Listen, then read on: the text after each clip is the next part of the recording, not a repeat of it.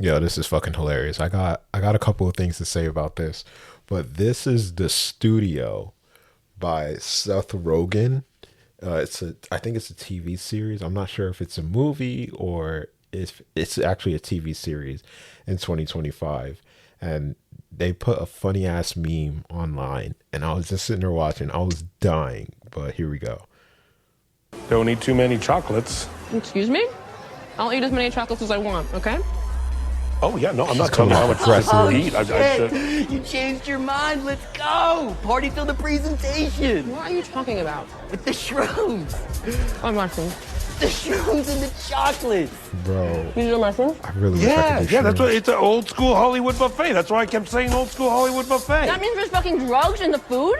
Yeah, that's it. What else would that possibly mean? I Yes, don't that's know what the fuck that means. Well, that's what it means. It's old school Hollywood. Look. It's fine. They're a microdose, okay? They are not a microdose. They are. There's 2/8 of a gram in each one. What? No. 2/8 of a 2/8 of an gram. ounce. What the fuck is 2/8 of a gram? 2/8 That's of an not a ounce is thing. what? God, that explains why I'm so fucking high. Do you Jesus carry amount of fucking mushrooms Christ. or not? 7 grams in each.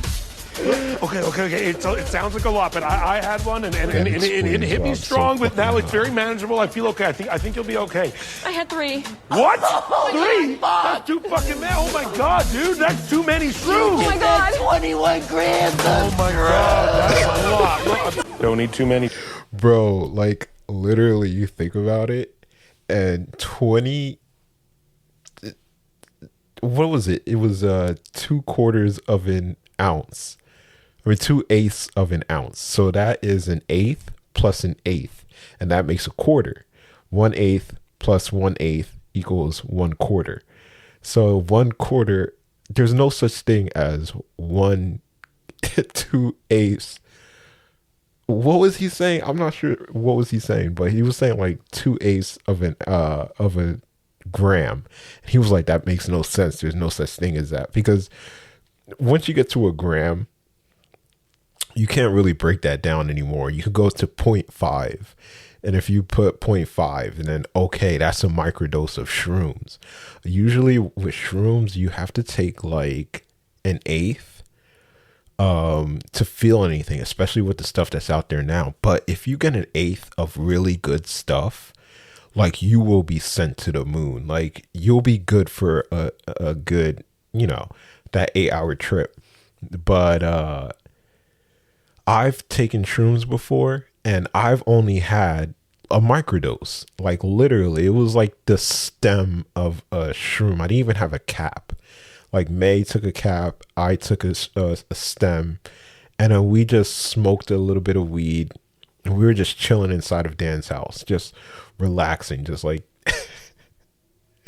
But if you take, so later on in life, I finally got hold of shrooms, but this was after I started taking my medication. So when I took the shrooms on my medication, it was really bad. Like the reaction was really bad. Like it literally lasted for 30 minutes. I could count it. It literally, you count 30 minutes, and that is how long it took. And I was just sitting there like, when I was high on it, I was just like, yo, I cannot sit down. Unfortunately, I felt a little suicidal. Like, I'm not gonna lie. Like, when you mix that stuff with your medication for people, like when they tell you on TV, like this medication may cause depression or suicidal thoughts, that shit is true. Like, but May doesn't even notice. Like, if I told her, she would be like, yo, what the fuck, bro? You should have told me. Like, I didn't know that was happening to you. But I didn't know that was going to happen either. But I took it, felt suicidal. So I really wish I took it before I got on my medication to see how it felt. Did I take any other drug while I was off my meds and just like raw dogging it? It was probably with MDA and cocaine. I had MDA, which is another form of MDMA. MDMA is the one that is taken. MDMA is the one that is done in the lab. So it's man-made, completely man-made, no organic structure whatsoever, made in a lab. These guys are just cooking it up and they're giving it out to kids. But then there's MDA, which is organic, meaning that it's made from a plant. So it's made from this tree, a sassafras tree. It's also called sassafras. We're not 100% sure if it was either not meth, heroin, or Molly. So it's called MDA, Molly, sassafras. There's different names for it. And that's what I had when I was off my medication. And boy, did I have the greatest experience of my life. But unfortunately, I got really addicted to it afterwards. But you got to remember that I was schizophrenic at the time. Like there was a chemical imbalance in my head already. And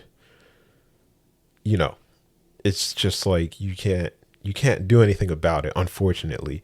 Like my schizophrenia gets activated by drugs. And there's some people that can still smoke weed even though they have schizophrenia and they're taking their medication and they're perfectly fine. They can do that. But for me, I can't do that whatsoever. But boy, oh my gosh, how do I wish that I took shrooms when I was not on medication, because it would have been a very fun time. Because when I tried an eighth and May had an eighth, I'm not sure if we split an eighth or if we had an eighth each. I bought that junk, we ate it, and I had the zoomies, literally like a dog. Like when you can't sit still. Like we were sitting there, we were in her dining room. We were like, okay, this is not hitting. And then all of a sudden it was like, oh shit, bro. Oh shit, I can't be in this room anymore. I gotta be in the other room. And then we go to her guest room and then it's like, okay. Oh shit, I have to go to your dining room again. We were going back and forth for 30 minutes, just going back and forth from the dining room to the guest bedroom. And oh my gosh, unfortunately, it was a scary experience for me because my medication and, like I said, medication and the shrooms did not go well together. Like oh my gosh, it does not interact well. It's very bad, very freaking bad. So what was my first interaction with shrooms? That was before I was fully schizophrenic at that time. This time I was still okay. I wasn't full tilt yet. And what happened was it had a little bit of a pulse. It's like the world had a pulse, and I was feeling that pulse, and I was just becoming one with it. It was just like, oh, okay, this is really chill. And then we had weed on top of it. So it was a nice combination. But did I really experience anything? No, not really. I didn't really experience much.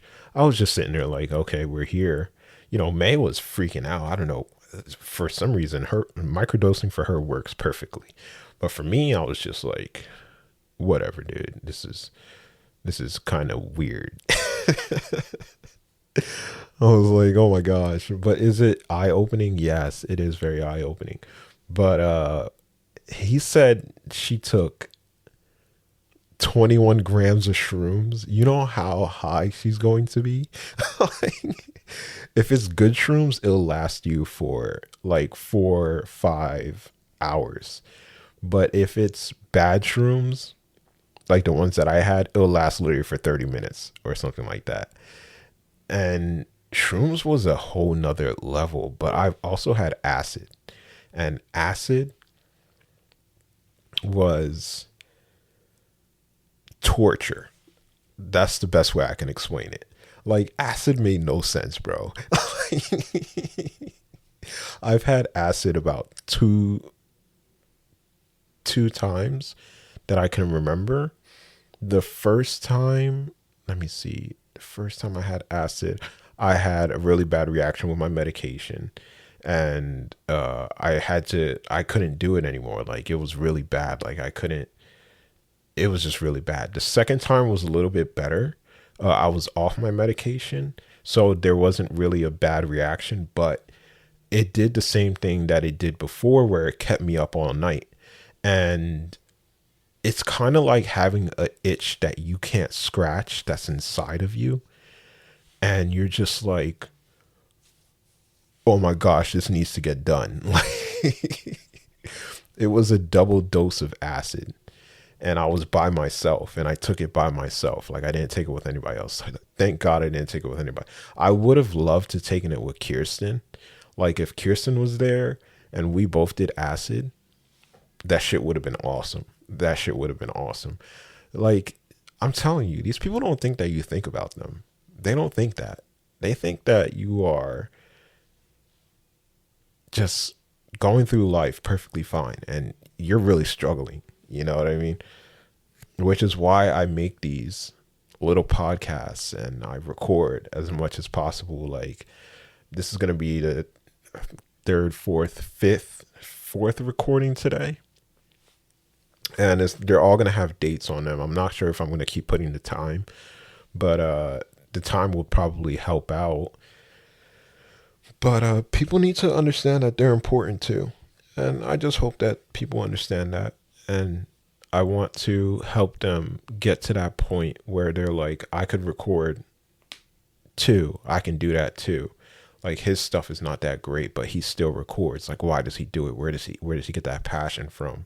And I'm telling you, it's like with me just sitting there watching that segment of that movie, and I was just sitting there, like, ideas were popping in my head. I'm like, bro, this shit is fucking hilarious. And it's just like reminding me of my life, so I can share it too, because those things are there as a catalyst. Like, without you, they wouldn't be there. So that means, like, we're asking for your input. Like, when you watch a movie, what does it make you think about? And stuff like that. But I hope that this doesn't get copyrighted. It might get copyrighted because that was from a movie. But I'm starting to find different memes everywhere, and I'm starting to put them in a catalog so I can go back and, like, there's inspirational memes that really get to you, and you're just like, oh yeah, I could think about something like that. So I call it cloud radio ideas, and I save them, and that way I can go back in and rewatch them and record. And this thing, the Vocaster 2, is legendary. Like, all I need to do is plug up my phone to it, and it plays. If I could play whatever I want on my phone, it could be a phone call, it could be just me watching Instagram, TikTok, and I could do this. Like, I could just do, hey guys, listen to this with me, and it's the most hilarious thing. Well, all right, I'm gonna leave it right there. I'm gonna watch Rick and Morty. It's gonna be a nice chill night. I have so much work to do. Like, I keep looking at this stuff, and I'm just like, this is daunting, bro. This is so much stuff. How do I make so much work for myself? And then I'm sitting here thinking to myself, like, all right, well, if there's too much, then maybe we should dial it back a little bit. And every time I try to dial it back, that shit don't work, bro. I'm just a machine, bro. And you got to think about it. Like, I'm just taking you through my day. This is my day. You know, that one recording that I did today might not be too good. It's just a overall recording of everybody in my family. I don't know, bro. I don't know. I'm back on my bullshit, though.